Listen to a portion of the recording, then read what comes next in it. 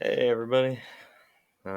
Today I'm going to go through this problem based on properties of electric materials. This problem uses a combination of math, physics, and electricity. So there's a couple of different things you kind of have to step into to understand where to even go to solve this problem. This problem is number one here. So let's read it off. 100-meter long copper wire with a resistivity of 1.75 times 10 to the negative 8 ohms per meter, or resistance per meter, however you want to read that, connects a 120 volt 30 amp load. The maximum voltage drop is 5 volts. Most nearly, what is the minimum cross-sectional area required for the wire? So, first thing you need to know is what equations do you need to solve this problem? So the key here is the resistivity.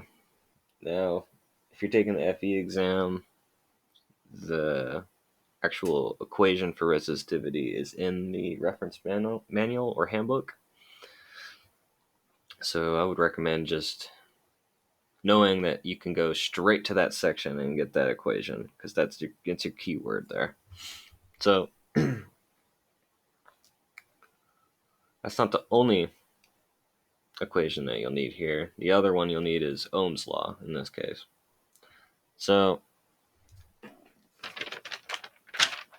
this is something that I would need to work out a little bit just to make sure that I'm not making any mistakes. So here's the step-by-step process here.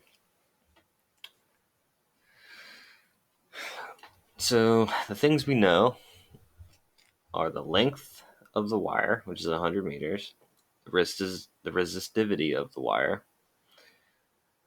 the voltage and the current of the load, and the voltage drop requirement. So the equations that you need are the resistivity equation, which I have everything broken down here. R is resistance. This symbol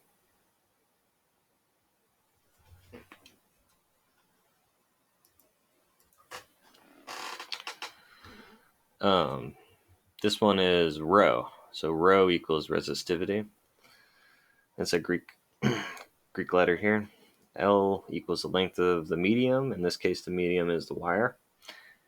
A is the cross-sectional area of the wire.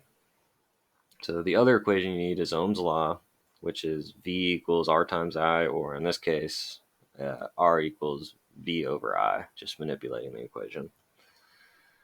So yeah, R is resistance, V is voltage, I is current. So the first thing you need to do is identify what you need, which is over here. Then the second thing you need to do is determine which voltage value to use for the equations. Because you have two here, and it's like, oh, well, what do we use? This is the load requirements here, but this is the voltage drop constraint for the wire. So for the electricity traveling through the wire, it can only drop this much. So this is our constraint. So that's the most important value to use here. So then we proceed to manipulate the equations and solve for the cross-sectional area. So we have, as you can see, we have resistance on each one of these equations. So you can simply set the two equations equal to each other. This implies that the cross-sectional area equals the resistivity times the length times current divided by the voltage. So since our cross-sectional area is limited by how much voltage can be dropped in the line, we have to use the voltage drop for this value. So you go through, I've wrote out the units here so you can see the process to get to the cross-sectional area units. So A over V, that would be, you'd have resistance down here on the bottom. So, because you have 1 over resistance on top, because A over V is 1 over R.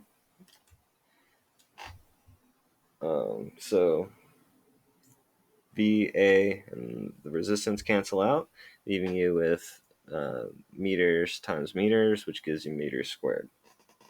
So you plug that in your calculator, and you'll end up with the cross-sectional area equals 10.5 times 10 to the negative 6 meters squared. Now, this is the key. Our answers are in millimeters squared, so you need to know your unit conversion rate, which in this case is 1 meter squared equals 1 times 10 to the 6 millimeters squared. So you have to multiply your cross-sectional area times 10 to the 6 to get your millimeters squared. As you can see, 10.5 millimeters squared is not an answer, but it's closest to D, which is 11 millimeters squared. So that's how you have to work through that one. Yeah, looking forward to the next one. Let me know what you guys think. Thanks. Bye.